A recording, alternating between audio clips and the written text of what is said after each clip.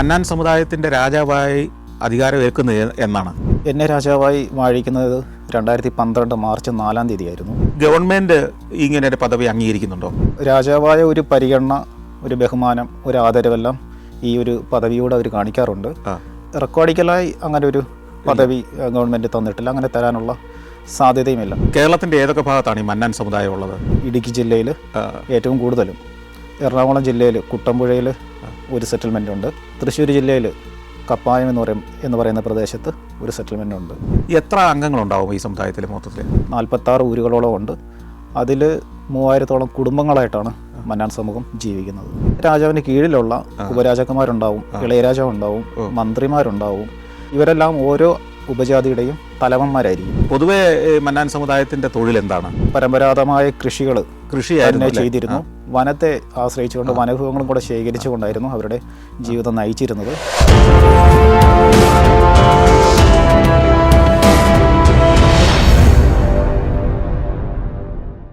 രാമൻ രാജമന്നാൻ കേരളത്തിലെ ഒരു ആദിവാസി ഗോത്രത്തിൻ്റെ രാജാവാണ്. ഇന്നും ആ സമുദായം ആദരവോടെ കാണുന്ന രാജാവ്. ഇന്ത്യയിൽ രാജഭരണം എന്നോ അവസാനിച്ചെങ്കിലും ഇപ്പോഴും ഒരു രാജാവിൻ്റേതായ ജീവിതവും ചിട്ടവട്ടങ്ങളും ഒക്കെ ഒരു സമുദായത്തിനുള്ളിൽ പുലർത്തിപ്പോരുന്ന ഒരു രാജാവും രാജവംശവും. ആ കഥകളാണ് നമ്മൾ പറഞ്ഞു വന്നിരുന്നത്. ആ കഥകൾ നമുക്ക് തുടരാം. രാജാവിന് സമുദായത്തിൽ ഇങ്ങനെ ചില അധികാരങ്ങൾ ഒക്കെ ഉണ്ടെങ്കിൽ കൂടി രാജാവിൻ്റെ വരുമാനം എന്താണ്? രാജാവിന് എന്തെങ്കിലും കൃത്യമായിട്ട് വരുമാനം കിട്ടാനുള്ളൊരു സംവിധാനം ഈ സമുദായത്തിലുണ്ടോ? ഇല്ല, ഈ സമുദായത്തിനുള്ളിൽ അങ്ങനെ ഒരു സംവിധാനമില്ല. നികുതിയോ മറ്റിതര എന്താ പറയുക ഉൽപ്പന്നങ്ങളോ അങ്ങനെ ഒന്നും തന്നെ ഇല്ല. നമ്മുടെ നിലങ്ങളിൽ നമ്മൾ കൃഷി കൊണ്ടോ മറ്റോ സമ്പാദിക്കുന്ന വരുമാനം കൊണ്ടാവണം ഇതിൻ്റെ എല്ലാം പ്രവർത്തനം. അതായത് രാജാവ് ജോലി ചെയ്ത് തന്നെ ജീവിക്കണം എന്നാണോ? ജോലി എടുത്ത് ജീവിക്കണമെന്ന് ജോലി പറഞ്ഞാൽ കൃഷി ചെയ്തോ അല്ലെങ്കിൽ സ്വന്തമായി സംരംഭം നടത്തിയോ, അതായത് സ്വന്തമായി അധ്വാനിച്ച് ജീവിക്കുക. അതെ അതെ, മുൻകാലങ്ങളിലും അങ്ങനെ തന്നെയായിരുന്നു. കൃഷി തന്നെയായിരുന്നു നടത്തിയിരുന്നത് മുൻ രാജാക്കന്മാരുടെ എല്ലാം കാലഘട്ടത്ത്.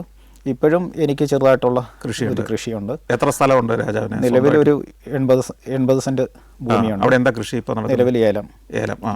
അപ്പം നമ്മുടെ സ്വന്തം വരുമാനം കൊണ്ടാണ് മുൻകാലങ്ങളിലും ഈ ഒരു കാലഘട്ടത്തും നമ്മുടെ. അല്ലാതെ സമുദായം ഒരു തരത്തിലും സാമ്പത്തികമായിട്ടൊന്നും സഹായിക്കാൻ ഇല്ല. അതിനെ ചെയ്യാറുണ്ടോ? ഇല്ല, അതായത് നമ്മുടെ ആളുകൾ തന്നെ ഇല്ലായ്മയിൽ കഴിയുന്ന ആളുകളാണ്. അപ്പം അവരിൽ നിന്ന് ഒരു വരുമാനം കണ്ടെത്തിക്കൊണ്ട് നമ്മുടെ പ്രവർത്തനം നടത്തുക എന്നുള്ളത് പ്രയാസമാണ്. പിന്നെ മറ്റിതര ആവശ്യങ്ങൾക്കായി, അതായത് നമ്മുടെ പൊതുവായ എന്തെങ്കിലും വലിയ പ്രശ്നങ്ങൾ, നമ്മൾ കുറച്ച് സാമ്പത്തികം മുടക്കി കൈകാര്യം ചെയ്യേണ്ട ചില വിഷയങ്ങളോ ആവശ്യങ്ങളോ ഉണ്ടെങ്കിൽ അതിനുള്ള തുകകൾ കണ്ടെത്താനുള്ള ഒരു ശ്രമം സമുദായത്തിനുള്ളിൽ തന്നെ നടക്കും. ഉദാഹരണത്തിന് ഇപ്പോൾ നമ്മുടെ ഏതെങ്കിലും ഒരു മേഖലയ്ക്ക് ഇന്നത്തെ കാലഘട്ടത്ത് അടിസ്ഥാന വികസനവുമായി ബന്ധപ്പെട്ട് നമുക്ക് മുഖ്യമന്ത്രിനെയോ മറ്റ് മന്ത്രിമാരെയോ അല്ലെങ്കിൽ സെക്രട്ടേറിയറ്റ്, നിയമസഭ, ഇങ്ങനെയെല്ലാം ഉള്ള സ്ഥലങ്ങളിലേക്ക് നമുക്ക് പോയി കണ്ട് നിവേദനങ്ങൾ കൊടുത്തുകൊണ്ടോ അല്ലെങ്കിൽ ആവശ്യങ്ങൾ ഉന്നയിച്ചുകൊണ്ടോ അവരെ കാണേണ്ട സാഹചര്യമുണ്ടെങ്കിൽ അങ്ങനെയൊക്കെ പോകാറുണ്ട്. അപ്പോൾ ആ വേളയിലെല്ലാം ഈ സമുദായത്തിലെ ആളുകൾ, ആ പ്രദേശത്തുള്ള ആളുകൾ ഒരു നികുതി ഒരു തുക അവർ പിരിച്ചെടുത്തുകൊണ്ടായിരിക്കും അതിലേക്ക് നമ്മൾ കടന്നു പോവുക. അല്ലാതെ ഇതിനായിട്ടൊരു പ്രവർത്തന ഫണ്ടോ അല്ലെങ്കിൽ ഇത് നടത്തിക്കൊണ്ടു പോകാനുള്ള ഒരു നികുതിയോ വരുമാന സ്രോതസ്സോ ഇല്ല. ഗവൺമെന്റിൽ നിന്ന് എന്തെങ്കിലും സഹായങ്ങൾ കിട്ടുന്നുണ്ടോ? നിലവിൽ അങ്ങനെ സാധാരണ ഒരു ട്രൈബൽ വിഭാഗത്തിന് കിട്ടുന്ന ആനുകൂല്യങ്ങൾ മാത്രം, അല്ലാതെ ഈ ഒരു സംവിധാനത്തിനോ ഈ ഒരു ഭരണ സംവിധാനത്തിനോ രാജാവോ മന്ത്രി അല്ലെങ്കിൽ ഉപരാജാക്കന്മാരോ ഇവർക്കൊന്നും പ്രത്യേകിച്ച് പരിഗണനകളൊന്നും കിട്ടുന്നില്ല. പക്ഷേ ഈയിടെ റിപ്പബ്ലിക് ദിന പരേഡിൽ പങ്കെടുക്കാൻ ഡൽഹിക്ക് പോവുകയുണ്ടായല്ലോ, അതൊരു പ്രത്യേക പരിഗണനയായിരുന്നല്ലോ? തീർച്ചയായിട്ടും. അതെങ്ങനെയായിരുന്നു അത് നമ്മുടെ കേരള ഗവൺമെൻറ്റിന് തന്നെ, പ്രത്യേകിച്ച് പട്ടികവർഗ വകുപ്പിൻ്റെ നമ്മുടെ മിനിസ്റ്റർ ശ്രീ OR കേളു അവരുടെ പ്രത്യേകമായ ഒരു ആഗ്രഹം തന്നെയായിരുന്നു. മന്ത്രിയുടെ ഓഫീസിൽ നിന്ന് തന്നെ ഇതിന് പ്രത്യേകമായ ഒരു നീക്കം നടക്കുക, ഈ വർഷം രാജാവിനെ തന്നെ അയക്കാം എന്ന ഒരു തീരുമാനത്തിലേക്ക് അവരെത്തുകയും അത് ഫോണിലൂടെ എന്നെ അറിയിച്ചുകൊണ്ട് അതിനുള്ള തയ്യാറെടുപ്പുകൾ ചെയ്യാനുള്ള കാര്യങ്ങളെല്ലാം അറിയിച്ചിരുന്നു. അപ്പം സ്റ്റേറ്റ് ഗവൺമെന്റ് ആരെയാണോ പരിഗണിക്കുന്നത് അവരെ സ്വാഭാവികമായിട്ടും സെൻട്രൽ ഗവൺമെന്റ് അതിഥിയായിട്ടാണ് പോയത്. അതെ, നമ്മൾ ഇവിടുന്ന് അവിടെ ചെല്ലുന്നത് വരെ നമ്മുടെ സ്റ്റേറ്റിന്റെ ഒരു അതിഥിയാണ്. അവിടെ ചെന്ന് കഴിഞ്ഞാൽ പിന്നെ പരിപൂർണമായി കേന്ദ്ര ഗവൺമെന്റിന്റെ തന്നെ ഗസ്റ്റായിട്ടും അല്ലെങ്കിൽ അവരുടെ പരിചരണത്തിലായിരിക്കും നമ്മൾ. എന്തായിരുന്നു അവിടെ കിട്ടിയ പ്രത്യേക പരിഗണനകൾ? ഇവിടുന്ന് ഇങ്ങനെ ഒരു രാജാവ് എന്ന ഒരു തലത്തിൽ രാജാവും ഭാര്യയും കൂടെ അവിടെ എത്തുന്നു എന്ന ഒരു റിപ്പോർട്ട് ഓൾറെഡി അവിടെ തന്നെ അവിടുത്തെ റിപ്പോർട്ട് ചാനൽ പല മാധ്യമങ്ങളിലും ഉണ്ടായിരുന്നു. അങ്ങനെ അവിടെ വന്ന് തന്നെ പലരും നമ്മളെ സമീപിച്ചുകൊണ്ട് അവിടുത്തെ പത്രങ്ങളിലും മറ്റുമെല്ലാം വാർത്തകൾ കൊടുത്തിരുന്നു. അതിനുപരി വേറെ പ്രത്യേകിച്ചൊന്നും നമുക്ക് അവിടെ താമസമൊക്കെ കേരള ഗവൺമെന്റ് അറേഞ്ച് ചെയ്തിരുന്നോ? അല്ലല്ല, സെൻട്രൽ ഗവൺമെന്റ് തന്നെ അക്കോമഡേഷനും. എത്ര ദിവസം ഉണ്ടായിരുന്നു ഡൽഹിയിൽ? ഞാൻ 14 ദിവസം. ഓ ശരി. 14 ദിവസത്തെ പ്രോഗ്രാമായിരുന്നു. വരവും പോക്കും ചേർത്ത് 14 ദിവസം. ഡൽഹി മാത്രമായിരുന്നു ഈ 14 ദിവസം? അതെ അതെ. ശരി. അപ്പോൾ ഡൽഹിയിൽ നിന്ന് രാജസ്ഥാനിലും ആഗ്രയിലും ഒക്കെ ഒന്ന് ആഗ്രയിൽ പോയിരുന്നു. പോയി. ആഗ്രയിൽ കൊണ്ടുപോയിരുന്നു, കുത്തപ്പിനാർ, ഇങ്ങനെയെല്ലാം. അപ്പൊ അവിടെയൊക്കെ വേറെ ചില രാജാക്കന്മാര് ഭരിച്ചിരുന്ന കാലം എങ്ങനെയായിരുന്നെന്നും അവരുടെ കൊട്ടാരങ്ങളും സംവിധാനങ്ങളും എങ്ങനെയാണെന്നൊക്കെ കാണാനും പറ്റിയല്ലോ. പറ്റി തീർച്ചയായിട്ടും. നമുക്ക് ഒരുപാട് വേറൊരു ലെവലിലായിരുന്നു അവിടെ. തീർച്ചയായിട്ടും. അതെ അതെ. അതായത് നമ്മൾ വേറൊരു പ്രദേശത്തേക്കാണല്ലോ ആദ്യമായിട്ട് ഇത്രയും ദൂരമെല്ലാം നമ്മൾ കടന്നു പോകുന്നത്. അപ്പം അതുകൊണ്ട് തന്നെ പുതിയൊരു അനുഭവം. മാത്രമല്ല റിപ്പബ്ലിക് ദിന പരേഡ് കാണുക, അതിൻ്റെയും കൂടെ ഒരു പങ്കാളിത്തം നമുക്ക് ലഭിക്കുക എന്നുള്ളത്, അതിലും വേറൊരു സന്തോഷമുണ്ടായി. അങ്ങനെ ഒരുപാട് ഓരോ ദിവസവും ചാർട്ട് ചെയ്ത പ്രത്യേകം പരിപാടികളുണ്ടായിരുന്നു. ആ പരിപാടിയിലെല്ലാം കാര്യമായ ഇടപെടൽ നടത്താനായിട്ട് സാധിച്ചു. നല്ലൊരു പ്രോഗ്രാം തന്നെയായിരുന്നു. അതിലും ജീവിതത്തിലെ വലിയൊരു അനുഭവം തന്നെയായിരുന്നു. പിന്നെ ഈ മന്നാൻ സമുദായത്തിലെ ആളുകൾ, പ്രജകൾ, അല്ലെങ്കിൽ നമ്മുടെ സമുദായ അംഗങ്ങൾ എല്ലാവരും ഒത്തുചേരുന്ന ഏതെങ്കിലും ഒരു അവസരമുണ്ടോ വർഷത്തിൽ? ഈ ഉത്സവത്തിന് കുറേ പേരൊക്കെ വരുമായിരിക്കാം. അതല്ലാതെ ഈ സമുദായങ്ങളെ മുഴുവൻ ഒത്തുചേർത്തുള്ള എന്തെങ്കിലും ഇവൻറ്റുകൾ നടക്കാറുണ്ടോ? നിലവിൽ അങ്ങനെയില്ല. ഉത്സവങ്ങൾ തന്നെയാണ് ആളുകൾ ഒത്തുകൂടുന്ന ഒരു പ്രധാന ഈവൻറ്റ്. അതിൽ കോവിൽമലയിൽ നടക്കുമ്പോൾ കുറച്ചും കൂടെ ഈ പറയുന്ന പോലെ എല്ലാ ഊരിൽ നിന്നുള്ള ആളുകൾ എന്തായാലും പങ്കെടുക്കാനുള്ള സാധ്യത കൂടുതലാണ്. കാരണം ദേവിക്കുള്ള നേർച്ചകളും രാജാവിനെ ഒരിക്കലും കാണാനുള്ള, ദേവിയും രാജാവിനെ എല്ലാം നേരിട്ട് കാണാനുള്ള ഒരു അവസരം അത് അങ്ങനെ നേരാവണ്ണം അവർ ഉപയോഗിക്കാറുണ്ട്. അതിനുപരി എല്ലാവർക്കും ഒത്തുകൂടാനുള്ള ഒരു സാഹചര്യം നിലവിൽ ഇല്ല. ഈ രാജാവ് ഈ പല ഊരുകളും സന്ദർശിക്കാറുണ്ടോ അങ്ങോട്ട് പോയിട്ട്? തീർച്ചയായിട്ടും ഉണ്ട്. സന്ദർശന വേളകളുണ്ട്. വർഷത്തിൽ ഒരിക്കലും നമ്മൾ എല്ലാ ഊരിലും പോകുന്ന ഒരു പ്രവണത ഉണ്ടാവും. ഒന്നില്ലെങ്കിൽ സമുദായ സംഘടനയുടെ പ്രവർത്തനവുമായി ബന്ധപ്പെട്ട് അങ്ങനെ ഒരു സംഘടനയും നമ്മുടെ സംഘടനയുണ്ട്. മന്നാൻ മഹാസഭ എന്ന് പറയുന്ന സംഘടനയാണ് പ്രവർത്തിക്കുന്നത്. അതിലൂടെ ആളുകളെ നേരിൽ കണ്ട്, അല്ലെങ്കിൽ ഓരോ ഊരിന് സന്ദർശിച്ച് ആളുകളെ ഇന്നത്തെ വിദ്യാഭ്യാസപരമായി നമ്മൾ നേടേണ്ട കാര്യങ്ങളെക്കുറിച്ചും എല്ലാം ഒരു അവയർനെസ് പോലുള്ള ക്യാമ്പയിനിങ് നടത്തും. അതോടൊപ്പം ഉത്സവത്തിന് അവർ ക്ഷണിക്കും. മിക്ക ഊരുകളിലും നടക്കുന്ന ഈ കാലകൂട്ടം എന്നുള്ളത് നമ്മുടെ തനത്ത് മഹോത്സവമാണ്. അത് എല്ലാ ഊരിലും നടക്കും. കോവിൽമലയിൽ മാത്രമല്ല, മകരം കുംഭ മാസങ്ങളിലായിട്ടാണ് എല്ലാ ഊരിലും, അതാത് ഊരുകളിൽ തിരഞ്ഞെടുക്കുന്ന ഡേറ്റുകളിൽ ഈ ഉത്സവം നടക്കും. അപ്പം എല്ലാ സെറ്റിൽമെൻറ്റിലും നമുക്ക് പോകാൻ കഴിഞ്ഞില്ലെങ്കിലും അത്യാവശ്യം കുറേ ഊരിൽ നമുക്ക് പോകാൻ പറ്റും. അങ്ങനെ അവിടെ ചെല്ലുന്ന വേളയിലും ആളുകൾക്ക് നമ്മളോട് എന്തെങ്കിലുമൊക്കെ പരാതികളോ പരിഭവമൊക്കെ ഉണ്ടെങ്കിൽ പറയാനുള്ള അവസരം ഉണ്ടാവും. പിന്നെ പൊങ്കാലയും നടക്കും. ഈ കാലാവൂട്ട് കഴിഞ്ഞ് ഒരു മാസം കഴിയുന്നത് എന്താണ് ശരിക്കും ഞങ്ങളുടെ തനതായ ഒരു മഹോത്സവമാണ്. മകരം കുംഭ മാസങ്ങളായിട്ട് നടക്കും. അല്ല, അതിൻ്റെ പ്രധാന അനുഷ്ഠാനം എന്താണ്? അതായത് കാലാവൂട്ട് കൊണ്ട് ഉദ്ദേശിക്കുന്നത് നമ്മുടെ ദേവീദേവന്മാരെ, നമ്മൾ ആരാധിക്കുന്ന ആരാധനാമൂർത്തികളെയും അതോടൊപ്പം മരണപ്പെട്ട പിതൃക്കളായ ആളുകൾക്കും നമ്മുടെ നിലങ്ങളിൽ നിന്നും ഉൽപ്പാദിപ്പിക്കുന്ന ഉൽപ്പന്നത്തിൻ്റെ ഒരു വിഹിതം അവർക്കായി സമർപ്പിക്കുക. അത് സദ്യയായി ഉണ്ടാക്കി സമർപ്പിക്കുക എന്നുള്ളതാണ് ഉദ്ദേശിക്കുന്നത്. അതോടൊപ്പം നമ്മുടെ സമുദായത്തിൻ്റെ ഒരു വിശ്വാസപരമായി പിതൃക്കൾക്കോ അല്ലെങ്കിൽ ആരാധനാമൂർത്തികൾക്കോ മുൻ വർഷം നടത്തിയ നേർച്ചകളുണ്ടെങ്കിൽ അതെല്ലാം ഇറക്കി പുതിയ നേർച്ചകൾ സമർപ്പിക്കുന്ന ചടങ്ങെല്ലാം ഇതിൻ്റെ കൂടെ ഉണ്ടാവും. അതോടൊപ്പം മരണാന്തര ചടങ്ങും ഈ ഒരു ഉത്സവത്തോടനുബന്ധിച്ചാണ് നടക്കുന്നത്. രാജാവായി സ്ഥാനാരോഹണം ഉണ്ടാവുന്നതിന് മുമ്പ് ഉള്ളൊരു ജീവിതം എവിടെയായിരുന്നു? എൻ്റെ വീട് ശരിക്കും കുമ്മളിയാണ്. എൻ്റെ സ്വദേശം അല്ലെങ്കിൽ എൻ്റെ കുടുംബം എല്ലാം കുമ്മളിയിലാണ്. നിലവിൽ എൻ്റെ താമസം കോവിൽമലയിലും. എത്ര പേരുണ്ട് നിങ്ങൾ സഹോദരങ്ങൾ? ഞങ്ങൾ 4 പേര് ആയിരുന്നു. 3 സഹോദരിമാർ, ഞാനാണ് ഏറ്റവും ഇളയത്. നിലവിൽ 2 സഹോദരിമാരുണ്ട്. മൂന്നാമത്തെ ആൾ മരണപ്പെട്ടിരുന്നു. അപ്പോൾ എൻ്റെ കുട്ടിക്കാലം എന്നുള്ളത് കുമ്മളി തന്നെ. ഹയർ സെക്കൻഡറി വരെ അല്ലെങ്കിൽ ഡിഗ്രി വരെയൊക്കെ ഞാൻ ഈ ഒരു സ്ഥാനത്ത് വരുന്നത് വരെയും എൻ്റെ സമയം അല്ലെങ്കിൽ എൻ്റെ ജീവിതം കുമ്മളി തന്നെയായിരുന്നു. അതിൽ കുട്ടിക്കാലത്ത് കൂടുതലും പഠനത്തിന് ശേഷം അവധിക്കാലങ്ങളിലെല്ലാം കാടിനുള്ളിൽ കഴിയുന്ന ഒരു രീതി ഉണ്ടായിരുന്നു. ഇപ്പോഴും കാടുമായിട്ട് നല്ലൊരു ബന്ധത്തിലാണ് ഈ സമുദായം ജീവിക്കുന്നത് അല്ലേ? തീർച്ചയായിട്ടും അവരുടെ ജീവിതത്തിന്റെ വലിയൊരു ഭാഗം കാട്ടിൽ നിന്നുള്ള ഉൽപ്പന്നങ്ങൾ, കാട്ടിൽ നിന്നുള്ള വിഭവങ്ങൾ ശേഖരിക്കൽ, ഇങ്ങനെയൊക്കെയുള്ള തൊഴിലുമായിട്ട് ഇപ്പോഴും പ്രവർത്തിക്കുന്നുണ്ട്, മുന്നിലേക്ക് പോകുന്നുണ്ട്. അതെ, മത്സ്യബന്ധനം, കാട്ടിൽ നിന്നുള്ള തേന് ശേഖരിക്കുക, പച്ചമരുന്നിന് ആവശ്യമായ മൂലകങ്ങൾ ശേഖരിക്കുക, ഇങ്ങനെയെല്ലാം ഉള്ള ഒരു പ്രവണത തന്നെയാണ് നമ്മുടെ ആളുകൾ. അപ്പോൾ ബാല്യകാലത്ത് ഇങ്ങനെ തന്നെയായിരുന്നു? അതെ, എൻ്റെ ചെറുപ്പത്തിലൊക്കെ ആണെങ്കിൽ ഞങ്ങൾ വെക്കേഷൻ ടൈമിലെല്ലാം 2 മാസവും കാടിനുള്ളിൽ തന്നെ എല്ലാ കുടുംബസമേതം എല്ലാവരും കാട്ടിൽ ചെന്ന് താമസിക്കുന്ന ഒരു പ്രവണത കുമ്മളിയിലുണ്ടായിരുന്നു. ഇന്നത് ഭാഗത്താണത്? നമ്മുടെ പെരിയാർ ടൈഗർ റിസർവിന് അകത്ത് ആണ് ഈ ഒരു പ്രവണത ഉണ്ടായിരുന്നത്. ആ സെറ്റിൽമെന്റിലുള്ള മിക്ക ആളുകളും കുടുംബങ്ങളും ആ ഒരു കാലഘട്ടത്ത് കാട്ടിനുള്ളിൽ തന്നെ ആയിരിക്കും. അതിന് താമസിക്കുക അപ്പോൾ കാടിനുള്ളിൽ കുടിൽ കെട്ടുമോ? അതോ കുടിൽ കെട്ടും. ലേക്കിനോട് ചേർന്ന് തന്നെ ആയിരിക്കും കുടിൽ കെട്ടുക.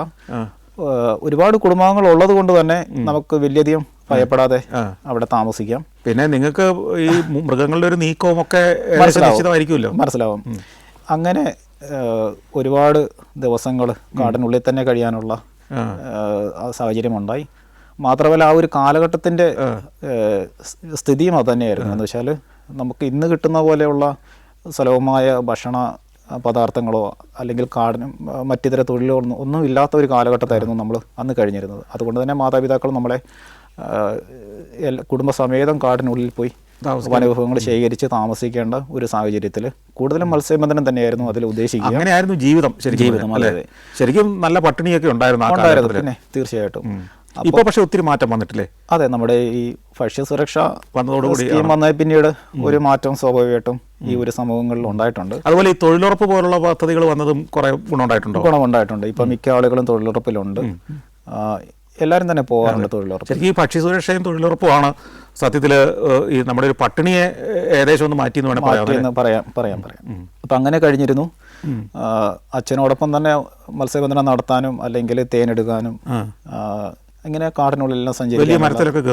ഇല്ലില്ല, അത്രയും സാഹസികമായ കാര്യങ്ങളില്ല. അച്ഛൻ കയറുന്നുണ്ടായിരുന്നു. എത്ര ഉയരം വരെയൊക്കെ അച്ഛൻ കയറുമായിരുന്നു? അവര്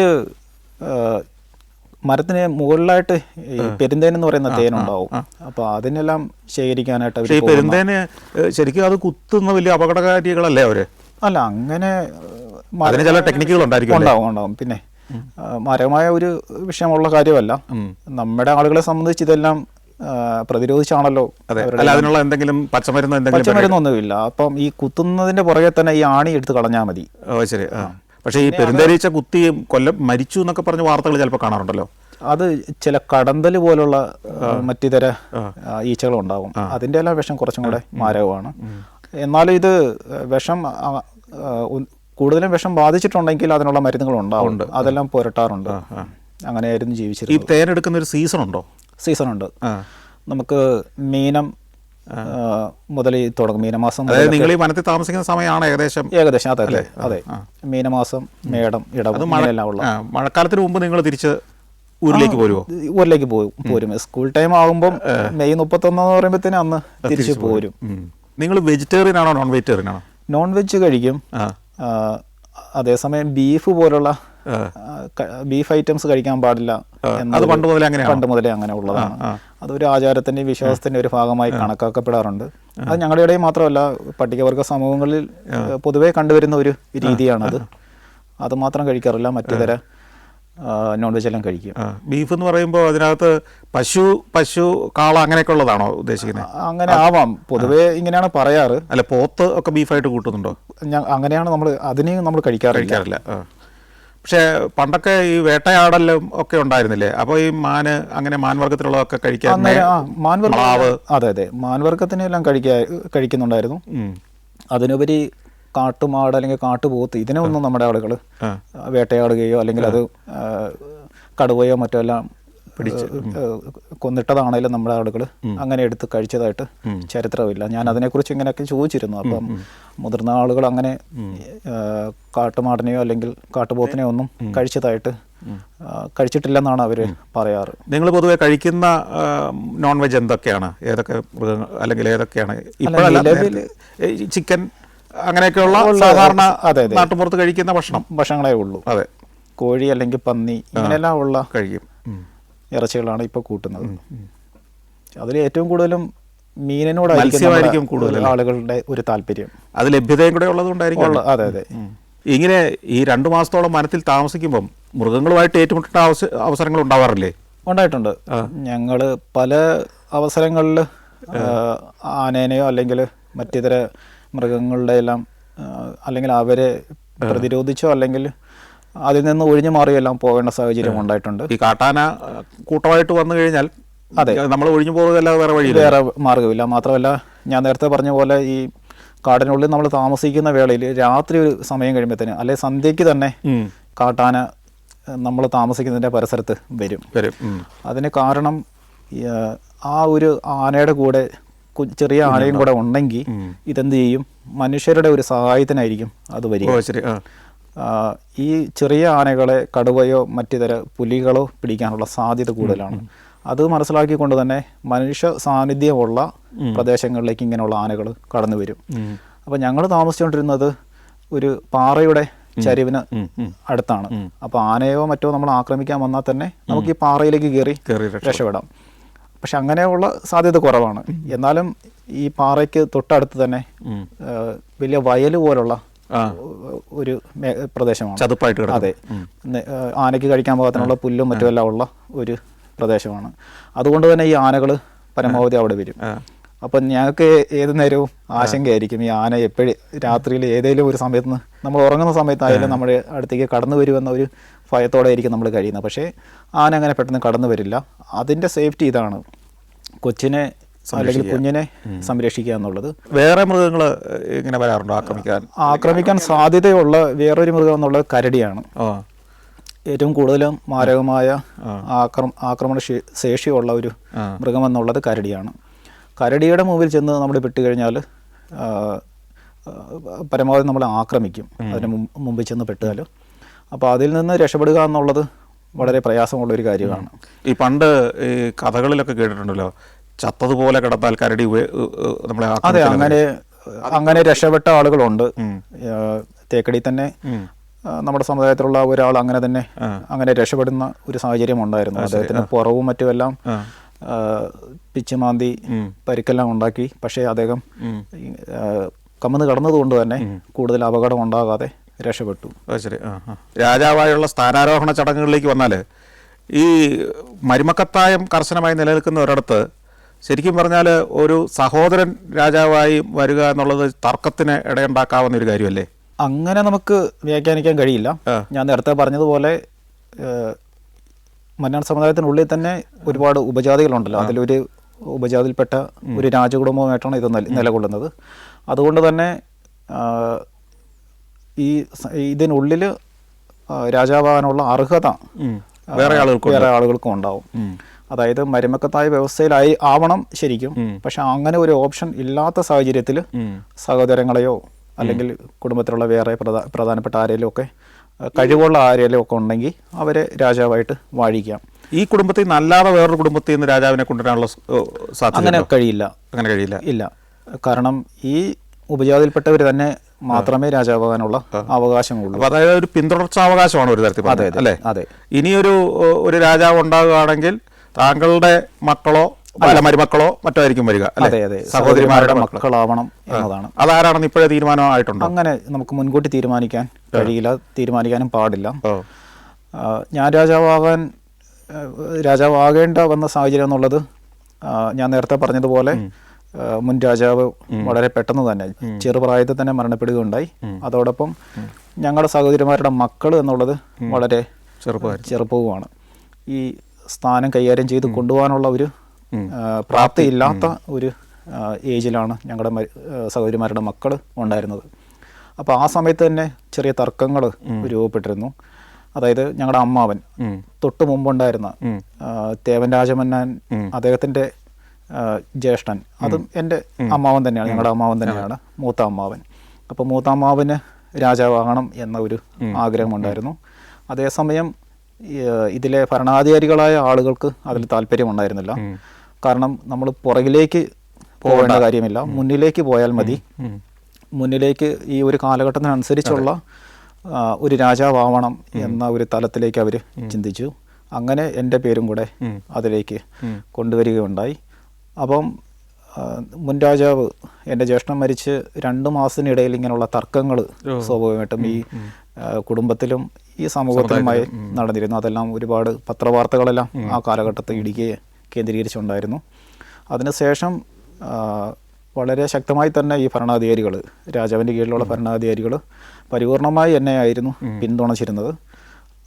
അങ്ങനെ ഒരു സംഘർഷഭരിതമായ ചില സാഹചര്യങ്ങളിലാണ് രാജാവായി എനിക്ക് കടന്നു വരുന്നത്. അല്ല, എനിക്ക് അങ്ങനെ സമുദായത്തിലൊരു ടെൻഷൻ തീർച്ചയായിട്ടും ഉണ്ടായിരുന്നു. അതായത് എനിക്കങ്ങനെ ഒരു രാജാവാകണം എന്നൊരു കൺസെപ്റ്റിലല്ല ഞാൻ നടന്നിരുന്നത്. ഞാൻ അതെന്തെങ്കിലും ആകുന്ന ഒരു പ്രതീക്ഷയും ഇല്ല. കാരണം എൻ്റെ തൊട്ടു മുമ്പിൽ എൻ്റെ ജ്യേഷ്ഠൻ ഓൾറെഡി രാജാവായിരുന്നല്ലോ. അപ്പം നമുക്ക് ആ ഒരു തലത്തിലേക്ക് ചിന്തിക്കേണ്ട ആവശ്യം ഇല്ലായിരുന്നു. ജ്യേഷ്ഠൻ എന്ത് സംഭവിച്ച മരിക്കാൻ കാരണം? അദ്ദേഹത്തിന് കരളിൻ്റെ പ്രശ്നം ഉണ്ടായിരുന്നു. അപ്പം രാജാവാവണം എന്ന ഒരു ആഗ്രഹത്തോടു കൂടി നമുക്ക് ജീവിക്കാൻ കഴിയില്ല. ഓൾറെഡി നിലവിൽ നമ്മുടെ ജ്യേഷ്ഠൻ രാജാവായി സ്ഥാനാരോഹണം ചെയ്യപ്പെടുകയും കാര്യങ്ങൾ ചെയ്തു വരുന്ന വേളയാണ്. ആ ഒരു അവസരത്തിലാണ് ഇങ്ങനെ ഒരു മരണം സംഭവിക്കുന്നത്. അപ്പം പുറകിലേക്ക് ചിന്തിക്കാതെ മുന്നിലേക്ക് ആവണം എന്ന തലത്തിൽ ഭരണാധികാരികളെല്ലാം തീരുമാനിക്കുകയും അത് അവർ നടപ്പിലാക്കുകയും ചെയ്തിരുന്നു. അത് അവസാന നിമിഷമാണ് ഈ ഒരു സ്ഥാനത്തേക്ക് വരാൻ പോലും ഞാൻ പോലും ആഗ്രഹിച്ചത്. അതിനുള്ള ഒരു സാഹചര്യം അവിടെ രൂപപ്പെടുകയും അത് മനഃപൂർവ്വം തന്നെ നമ്മൾ ഏൽക്കുകയും ചെയ്തിരുന്നു. ഈ രാജാവായി മാറിയില്ലായിരുന്നെങ്കിൽ ഏത് മേഖലയിൽ പ്രവർത്തിക്കാനായിരുന്നു ആഗ്രഹം? ഞാൻ സ്വാഭാവികമായിട്ടും വനവകുപ്പിൽ തന്നെ ആയിരുന്നു. ഗാർഡായിരുന്നോ? അവിടെ എന്തായിരുന്നു, ഏത് പോസ്റ്റിൽ? അല്ല, നിലവിൽ ആ ഒരു വേളയിൽ ഞാൻ തേക്കടിയിൽ പെരിയാർ ഫൗണ്ടേഷനിൽ ടെമ്പററി ജോബ് ചെയ്യുന്നുണ്ടായിരുന്നു, ഡേറ്റ എൻട്രി ആയിട്ട്. ആ വേളയിലാണ്, അവിടെ ജോലി ചെയ്തുകൊണ്ടിരിക്കുന്ന വേളയിലാണ് ഈ ഒരു സാഹചര്യത്തിലേക്ക് കടന്നു വരുന്നത്. അത് കഴിഞ്ഞ് കുറച്ച് നാൾ ഞാൻ ജോലി പിന്തുടർന്നിരുന്നു, അല്ലെങ്കിൽ ജോലിയിലേക്ക് പോകുന്നുണ്ടായിരുന്നു. രണ്ടും രണ്ട് പ്രദേശമായതുകൊണ്ടും എന്നും പോയി വരവ് ഒരു പ്രയാസമായിരുന്നു. മാത്രമല്ല ഇവിടുത്തെ കാര്യത്തിലേക്ക് കടന്നു പോകുമ്പോൾ ജോലിയുമായി ബന്ധപ്പെട്ട ഒരുപാട് പ്രയാസങ്ങളുണ്ടാവും. ഈ രാജാവിൻ്റെ ഉത്തരവാദിത്തമായിട്ട് എന്താണ് ഈ യാത്ര ചെയ്യുക, പല എല്ലാ ഊരുകൾ സന്ദർശിക്കുക എന്നുള്ളതല്ലാതെ പിന്നെ വേറെ ദൈനംദിന പ്രവർത്തനങ്ങൾ വേറെ വല്ലതും ഉണ്ടോ? ദൈനംദിനമായ പ്രവർത്തനങ്ങൾ അങ്ങനെ നമുക്ക് പറയാൻ കഴിയില്ല. എങ്കിലും ജനങ്ങളുടെ ക്ഷേമത്തിന് വേണ്ടി എന്തെല്ലാം കാര്യങ്ങൾ നമുക്ക് ചെയ്യാൻ കഴിയുമോ അതുമായി ബന്ധപ്പെട്ട കാര്യങ്ങൾ ഗവൺമെൻറ് തലങ്ങളിലോ മറ്റിതര ഓഫീസ് തലങ്ങളിലെല്ലാം ബന്ധപ്പെട്ട് ഇവരുടെ പരാതികളോ ആവലാതികളോ ആവശ്യങ്ങളോ ഉണ്ടെങ്കിൽ അതെല്ലാം പരിഹരിച്ചു കൊടുക്കാനുള്ള പ്രവർത്തനങ്ങളാണ് ഇന്ന് കൂടുതലും നിർവഹിക്കുന്നത്. പറഞ്ഞാൽ ഒരു ജനപ്രതിനിധിയുടെ ജോലി എന്ന് പറയാം. അതെ, വളരെ ചെറുപ്പമാണ് ഇപ്പോഴും. അപ്പോൾ ഇനി മുമ്പോട്ടുള്ള ഒരു കാലഘട്ടത്തിൽ ദീർഘകാലം ഈ സമുദായത്തെ മുന്നോട്ട് നയിക്കേണ്ട ഒരു രാജാവാണ്. ഈ സമുദായത്തിൻ്റെ ഭാവി എങ്ങനെയായിരിക്കണം, അല്ലെങ്കിൽ പുതിയ തലമുറ എങ്ങനെ വളർത്തണം, ഇങ്ങനെയൊക്കെയുള്ള കാര്യങ്ങളെക്കുറിച്ചുള്ളൊരു സ്വപ്നങ്ങളൊക്കെ രാജാവിൻ്റെ മനസ്സിലുണ്ടോ? തീർച്ചയായിട്ടും. അതായത് വിദ്യാസമ്പന്നരായ ഒരു സമൂഹമായി നമ്മളെല്ലാവരും തന്നെ ആവണമെന്നൊരാഗ്രഹമുണ്ട്. അതേസമയം വിദ്യാസമ്പന്നനായതിനു ശേഷം ഈ ഒരു സംവിധാനത്തെയും നമ്മുടെ ഈ ഒരു സംസ്കാരത്തെയും മറന്നുകൊണ്ട് പ്രവർത്തിക്കൽ എന്നൊരാഗ്രഹമുണ്ട്. ഇപ്പം അങ്ങനത്തെ ഒരു പ്രവണതയുണ്ടോ? തീർച്ചയായിട്ടും. കാലത്തിനൊത്ത മാറ്റം, അതെ, കാലത്തിനൊത്ത ചെറിയ മാറ്റങ്ങളെല്ലാം നമ്മുടെ യുവതലമുറകളിൽ പ്രകടമാകാറുണ്ട്. അപ്പം അങ്ങനെയും ആവില്ലെന്നൊരു ആഗ്രഹം നമുക്കുണ്ട്. സംസ്കാരത്തെ ഊന്നി പിടിച്ചുകൊണ്ട് തന്നെ വിദ്യാസമ്പന്നരായി അവരുടെ ജീവിത ചുറ്റുപാടുകളിൽ നല്ല മാറ്റങ്ങൾ ഉണ്ടാവണം എന്ന് ആഗ്രഹിക്കുന്നുണ്ട്. നമ്മുടെ ആചാരവിശ്വാസങ്ങളെല്ലാം തന്നെ മുറുകെ പിടിച്ചുകൊണ്ടാവണം അവർ പ്രവർത്തിക്കേണ്ടത്. ഒരു ആരോഗ്യപരമായ ഒരു സമൂഹമാവണമെന്ന് നമ്മൾ ആഗ്രഹിക്കാറുണ്ട്. അതിനുള്ള പലവിധ പരിശ്രമങ്ങളും പ്രവർത്തനങ്ങളുമാണ് ഞങ്ങൾ നടത്തി വരാറ്. അതിൽ ഏറ്റവും കൂടുതലും ഞങ്ങളുടെ ആ ഒരു സംസ്കാരത്തെ നിലനിർത്തുക എന്ന ഒരു വലിയൊരു ഉത്തരവാദിത്വം ഞങ്ങളെ സംബന്ധിച്ചുണ്ട്. ഇപ്പം ഈ ഒരു ഭരണ സംവിധാനത്തിൽ ചെറുപ്പമായിട്ട് ഞാനേ ഉള്ളൂ, പ്രായമുള്ളവരാണ്. അപ്പം നമുക്ക് അവരെയും കൂടെ ഈ ഒരു തലത്തിലേക്ക് ചിന്തിപ്പിക്കുവാനും കൊണ്ടുവരാനുള്ള പ്രയാസം ഇതിൻ്റെ കൂടെ ഉണ്ട്. രാമൻ രാജമന്നാൻ എന്നാണല്ലോ ഔദ്യോഗിക നാമം. ശരിക്കുള്ള പേര് രാമൻ തന്നെയായിരുന്നോ? രാമൻ എന്നുള്ളത് എൻ്റെ കുഞ്ഞുനാളിൽ ചാർത്തപ്പെട്ട പേരാണ്. ഞാൻ ജനിച്ച് കുറച്ച് നാൾ കഴിഞ്ഞതേ എനിക്ക് ചാർത്തപ്പെട്ട പേര്. എൻ്റെ അമ്മയുടെ അച്ഛൻ്റെ പേരാണ്, മുത്തശ്ശൻ്റെ പേര്. മുത്തശ്ശൻ മരിച്ച് കുറേ വർഷങ്ങൾക്ക് ശേഷമാണ് ഞാൻ ജനിക്കുന്നത്. അപ്പം പിതൃക്കളുടെ പേരുകളായിരിക്കും മുൻകാലങ്ങളിൽ നമ്മുടെ. പക്ഷേ ഔദ്യോഗിക രേഖകളിലൊക്കെ ഈ പേര് തന്നെയാണോ? എന്നെ സ്കൂളിൽ ചേർത്തപ്പോഴാണ് ബിനു എന്ന പേരിൽ ചേർക്കുന്നത്. അപ്പം ഈ രണ്ട് പേരും ഉള്ളതാണ്. ഇപ്പം രാജാവായിരിക്കുമ്പോൾ രാമൻ രാജമന്നാൻ തന്നെയാണ്. അത് പരമ്പരാഗതമായ ഒരു ശൈലിയിലായതുകൊണ്ട് രാമൻ എന്ന പേര് നമുക്ക് ഉപയോഗിക്കേണ്ട സാഹചര്യം. അപ്പോൾ അതാണ് രാമൻ രാജമന്നാൻ എന്ന് അറിയപ്പെടുന്നത്. അപ്പോൾ രാമൻ രാജമന്നാനും മന്നാൻ സമുദായത്തിനും എല്ലാ നന്മയും ഉണ്ടാവട്ടെ എന്ന് ആശംസിക്കുന്നു. Thank you. നന്ദി.